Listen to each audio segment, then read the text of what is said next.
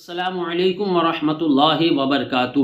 محترم ناظرین، آئیے دعائے ابو درداء رضی اللہ تعالی عنہ سماعت کرنے سے پہلے اس کی ایمان افروز فضیلت کو سماعت فرما لے کہ صحابی رسول حضرت سیدنا ابو درداء رضی اللہ تعالی عنہ کی بارگاہ میں ایک دن ایک شخص آیا اور آ کر کہنے لگا کہ آپ کا مکان جل گیا۔ آپ نے فرمایا نہیں جلا۔ دوسرا شخص آیا اور اس نے بھی یہی اطلاع دی کہ آپ کا مکان جل گیا۔ آپ نے فرمایا نہیں جلا۔ تیسرا شخص آیا، اس نے بھی یہی خبر دی کہ آپ کا مکان جل گیا، لیکن آپ نے فرمایا کہ نہیں جلا۔ اس کے بعد چوتھا شخص آپ کے پاس آیا اور آ کر کہنے لگا حضرت سیدنا ابو درداء رضی اللہ تعالی عنہ آگ کے شعلے آسمان سے باتیں کر رہے تھے، بہت بلند ہو گئے تھے، لیکن جب وہ آگ آپ کے گھر کے پاس پہنچی تو وہ بجھ گئی۔ آپ رضی اللہ تعالی عنہ نے فرمایا کہ مجھے معلوم تھا کہ اللہ تعالیٰ ایسا نہیں کرے گا کہ میرا مکان جل جائے، کیونکہ میں نے رسول اکرم صلی اللہ علیہ وسلم کو یہ فرماتے ہوئے سنا ہے کہ جو کوئی ان کلمات کو صبح میں پڑھ لے گا تو شام تک وہ ہر مصیبت سے محفوظ ہو جائے گا۔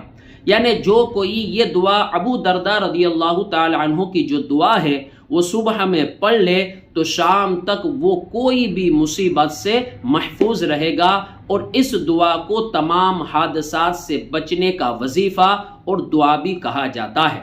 آئیے سماعت کریں دعائے ابو درداء رضی اللہ تعالی عنہ۔ بسم اللہ الرحمن الرحیم۔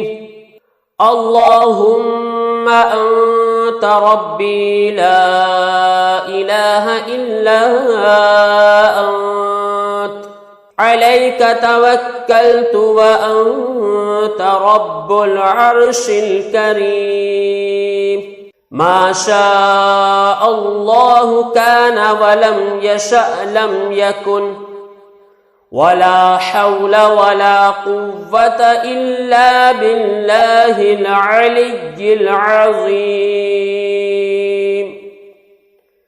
اعلم أن الله على كل شيء قدير وأن الله قد أحاط بكل شيء علما اللهم إني أعوذ بك من شر نفسي ومن شر كل دابة أنت آخذ بناصيتها إن ربي على صراط مستقیم۔